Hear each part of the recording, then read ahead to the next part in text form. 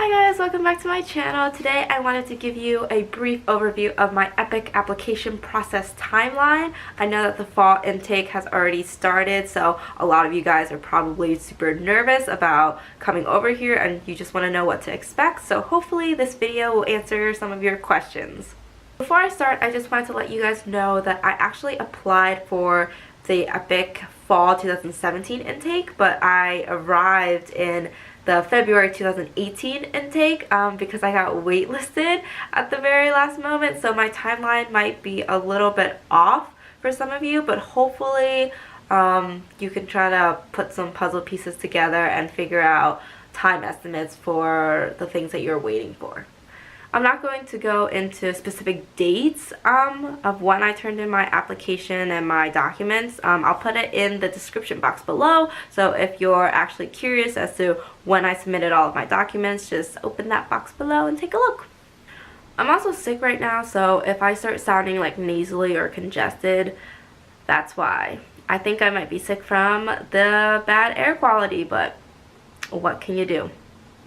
So before you even start thinking about applying to EPIK, there are certain requirements that you need to meet. One of them being you have to be a resident of a country that has English as its primary language. So being fluent in English, obviously no-brainer that you have to meet in order to teach English in another country. The second requirement is that you have to have a bachelor's degree in whatever you want, but it has to be a bachelor's degree. It can't be an associate's degree. And then if you don't have it in education, you'll have to do a TEFL, CEFL, or TESOL, one of those courses to get certified to teach English. And then the third requirement is kind of like a process inside of the application process where you have to get a background check. So if there's anything that shows up on your background check, unfortunately you'll be denied from applying to EPIK. So I got my TEFL certification through International TEFL Academy. I was just researching all of the programs and I thought that this one was the best one. I know some of my friends who have gotten them through Groupon, which sounds really shady to me, but they're here, so I can't tell you what the best program is. This is just the program that I did it through, and they were super helpful as well. EPIK does require that you have an in-class portion, but unfortunately since I was a college student, I couldn't do the in-class portion of the actual class, so I did an online class, and with that I just did 20 hours of volunteering at my local literacy council, so I just helped refugees learn English that way, and that met the requirement for fulfilling my teaching certification. So once you decide that you want to apply to EPIK, you have to make the decision if you want to apply directly to the program or if you want to go through a third-party agency. That's what I did personally, just because I didn't want to deal with the hassle of not knowing what to do. And I went through Reach to Teach, and they basically held my hand the whole entire thing, told me when I need to get my documents in, what I needed to do, and so I recommend going through a third-party agency. They don't make any money off of it. You don't get charged anything, so if it's your first time doing it and you just feel a little bit overwhelmed, I recommend going through a third-party agency. So once you turn in your application, your 2 letters of recommendation, and your proof of teaching certification, you wait until they tell you if you have an interview or not. And if you have an interview, good job, you're on to the second step. And just some quick interview tips: be yourself. Like, the person who is interviewing you isn't there to be mean or make fun of you about your interview skills. They just want to be able to sort out who would be a good teacher and who would be a bad teacher. And I actually got to do a mock interview with Reach to Teach. They set me up with someone who went through the interview process with me and asked me questions that EPIK would ask, and I went through answering them all, and then at the end he gave me feedback about how I should elaborate on my answers or if I should tweak something. So I would just look up interview questions and try to rehearse them, or just like think about what you would say if the interviewer asked you this so that you're not caught off guard.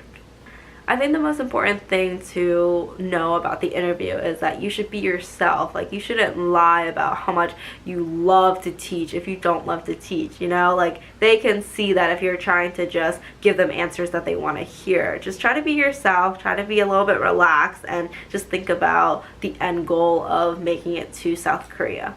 So after your interview goes well and they tell you, hopefully, that you passed, you have to send in all of your documents. And this process is so stressful because there's a whole list of documents that you have to send to them. I actually had to send it through my third-party agency. They reviewed everything and then they got sent to EPIK. So with one of the downfalls, I guess, with applying to a third-party agency is that there's a little bit of delay in getting your whole entire documents over to EPIK because they have to proofread everything to make sure everything's correct. So I recommend that you get everything in on time so that it expedites the process. What I mentioned about getting TEFL certified, you can get TEFL certified whenever.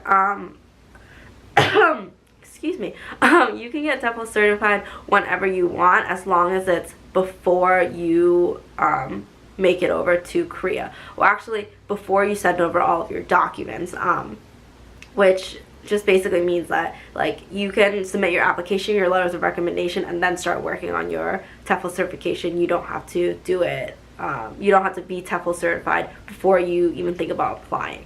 And then once all of your documents has gotten to EPIK, you wait. And you wait.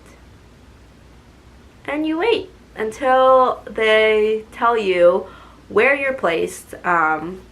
And again, for me, I waited for so long just for them to tell me that I got waitlisted and that I would have to, I either had two choices. One, to just give up on everything, or two, to reapply for some of the things. Like, I had to get my background check again, and I had to do another thing again before I had to redo the application again and resubmit it, and then all the rest of the stuff they already had on hand. So then I just got pushed to the spring intake, but hopefully that doesn't happen to you guys. And so you turn in all your documents and then you just wait until they tell you where you're placed.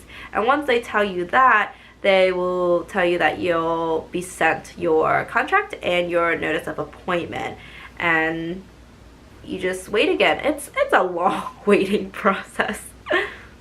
Okay, so once you get your notice of appointment and your contract, which is the best feeling in the world because you're like, this is what I've worked for.